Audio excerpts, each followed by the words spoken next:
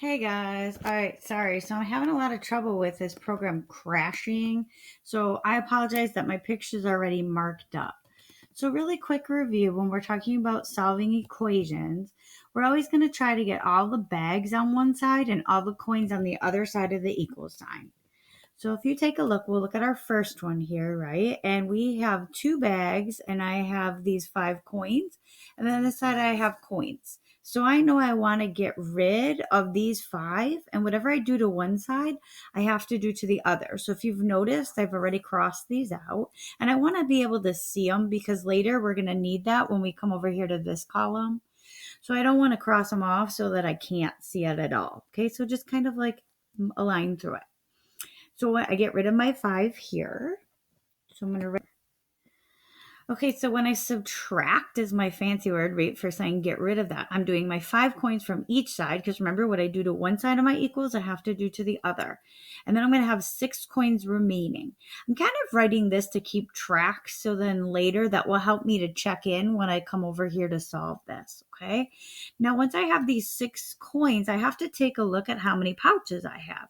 However many bags, I just call them pouches, sorry guys, it's bags. However many bags I have has to be what we divide each side by because I'm splitting, fancy word for dividing, right? These coins between these two bags because each bag should have the same.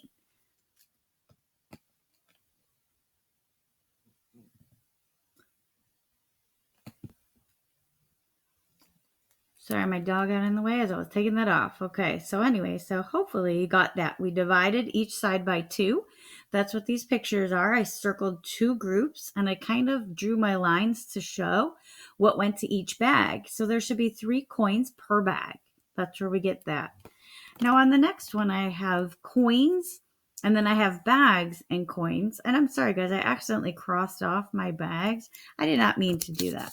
What I meant to do was say that I was taking these 4 coins away from each side. So I'm going to cross off my 4 coins. My bag should stay.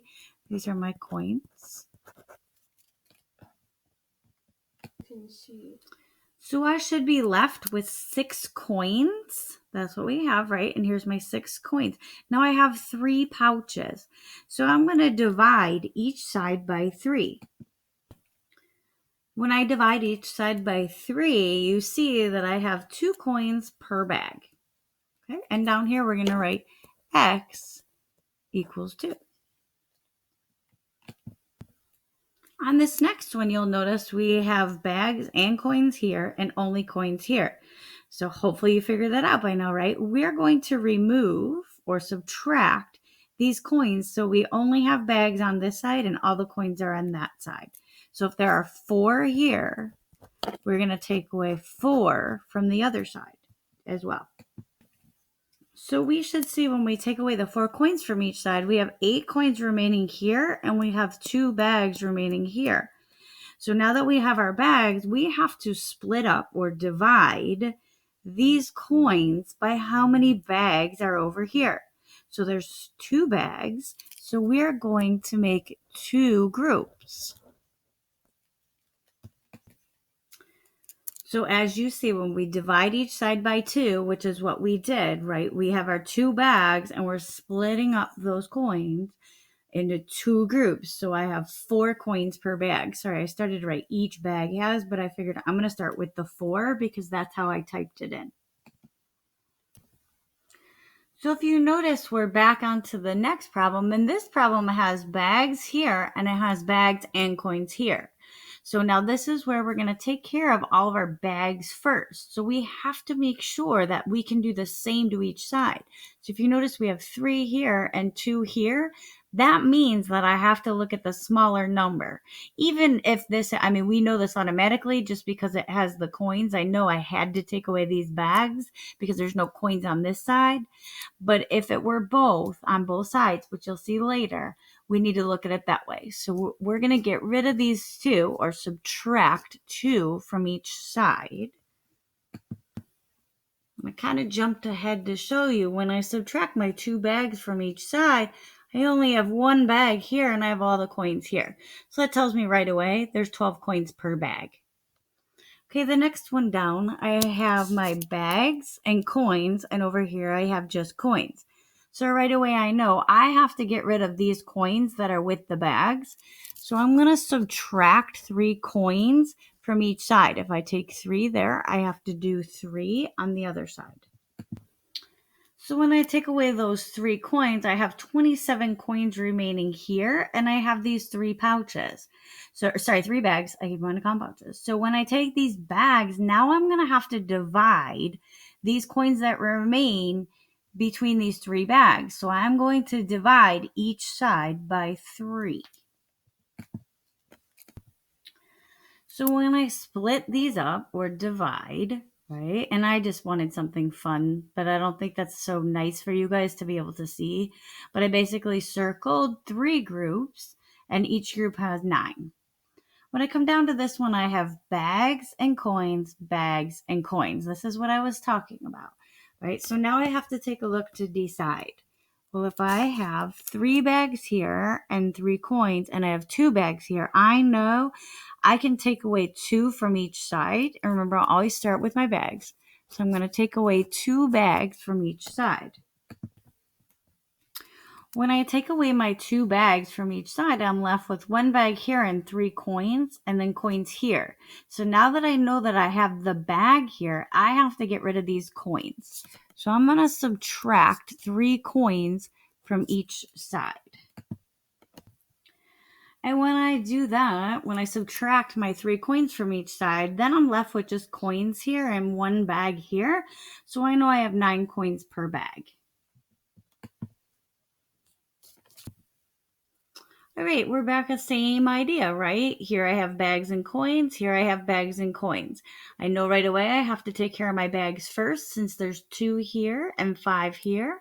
I'm going to subtract 2 from each side.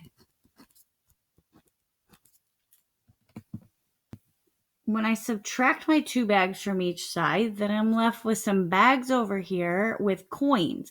So I know all my bags are going to be on this side, so I have to subtract the coins then from each side. I do the same. So when I subtract my 3 coins from each side, I have 18 coins that remain over here. So then we're going to go back over here, and I have these 3 bags. So I'm going to divide each side by 3. Sorry guys, I kind of ran out of room. When I divide each side by 3, I'm going to get 6 coins per bag. That's where that's coming from. Let's take a look at number 7. Which on your sheet won't have a number. Sorry, when it came in, I just kind of added this, and I couldn't do it when it was on the drive. It kept, like I said, my Google Drive was acting up. So here I have my bags and coins, and here I have just coins. So I know I'm going to get rid of these. I'm going to subtract 2 coins from each side. So when I subtract my 2 coins from each side, I am left with 16 coins.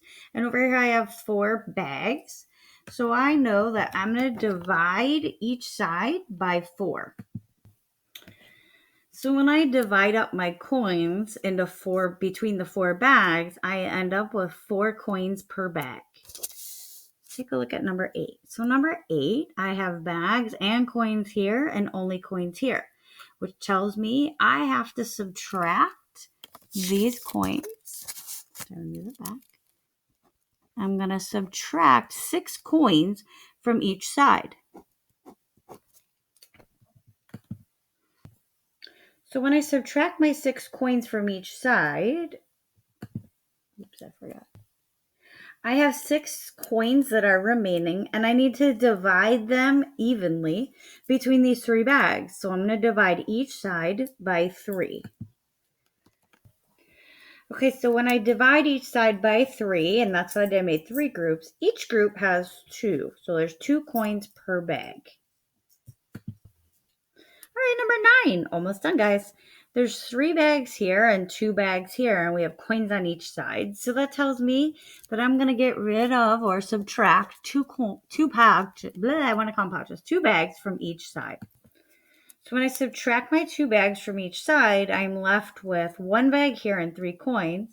and coins over here. So I'm going to subtract these 3 coins from each side. Let me take it off the end so it kind of looks better. And there's 6 coins that will remain.